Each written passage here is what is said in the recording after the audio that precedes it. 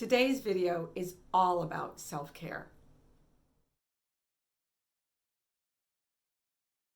Hello, my dear friends, and welcome. My name is Vicki Hadge, and this is Even So It Is Well. On this channel, I share my thoughts on living well with chronic illness. This does not mean that my thoughts are medical advice, and it also does not mean that my thoughts are necessarily going to agree with your thoughts. It just means that I'm thoughtful. So today I am making a video I did not expect to make. This is not the video that I was going to publish this week, but I thought it was important to do this video. This video is all about self-care. We are in a global pandemic and the COVID-19 virus is spreading rapidly, but it doesn't mean that we need to panic.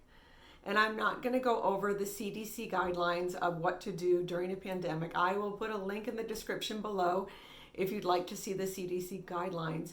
But today I would like to focus on self-care and what we can do to help ourselves. As many of you know, I am following the Overcoming MS program to live well with my multiple sclerosis. And it's a 7-step program of diet, lifestyle, and medication. And part of that is a tenet of doing whatever it takes to live well. So today I'm going to dive a little deeper into whatever it takes to do self-care. Let's start with diet. I know it's really tempting to go for the junk food. Stress eating of salty and sweet processed foods is a normal response to the stress that we're going through. But I encourage you to look for the most nutritious healing foods that you can find that will help your body fend off any viruses or help you recover from viruses if you happen to get one. Some of the most nutritious foods that you can eat are beans and sweet potatoes and greens and oats and fruits and green tea and turmeric and garlic and mushrooms. All of these have really healing properties. So look for the most nutritious foods that you can find. The next topic is stress reduction. These are stressful times for sure, and stress isn't good for anyone, and it's particularly bad for those with chronic illness. I will put some links in the description below to help you get started or restarted with your meditation practice. Meditation can help regulate your immune system. It can decrease stress hormones and increase the feel-good hormones and also help us sleep better. It can help with depression and pain and fatigue. So I encourage you, get started or restarted with your meditation practice and do it daily.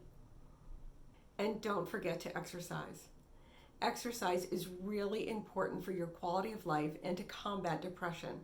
I know it's really tempting to curl up in the corner of the couch with your favorite blanket, but resist that temptation. I'm no longer going to the gym during the pandemic, but I am getting outside and walking every day, and I'm going to exercise with my weights and do my online videos, and I also am going to continue to do my yoga. One of my favorite online yoga teachers is Yoga with Adriene, and I will put a link in the description below. Check her out. I also encourage you to stay away from the news frenzy. It is important to stay informed, but in our culture of 24/7 news, and we're all carrying around computers in our pockets, it's very easy for it to become toxic. It can cause a lot of anxiety.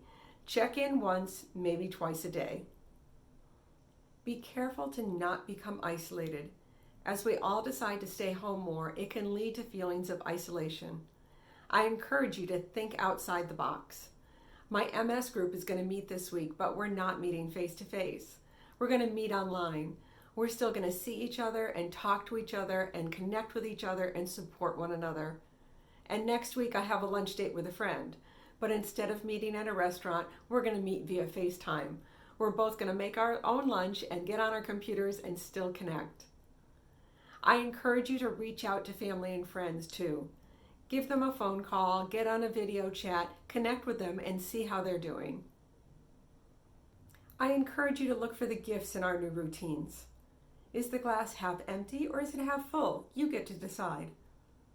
When I formally decided to do self-distancing and stay away from group gatherings, it was oddly freeing, and I'm at peace with it.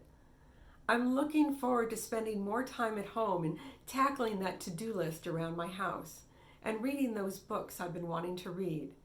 And I'm looking forward to reconnecting with my husband. We're going to spend more time together, and we're going to pull out some of those old board games and have some fun together. These are uncertain times for sure, but I encourage you to look after yourself and those that you love. Set an intention of self-care and look for the gifts in this time. The question of the day is, how are you doing? And what are you doing for self-care? Please put it in the comments below. I would love to read about it.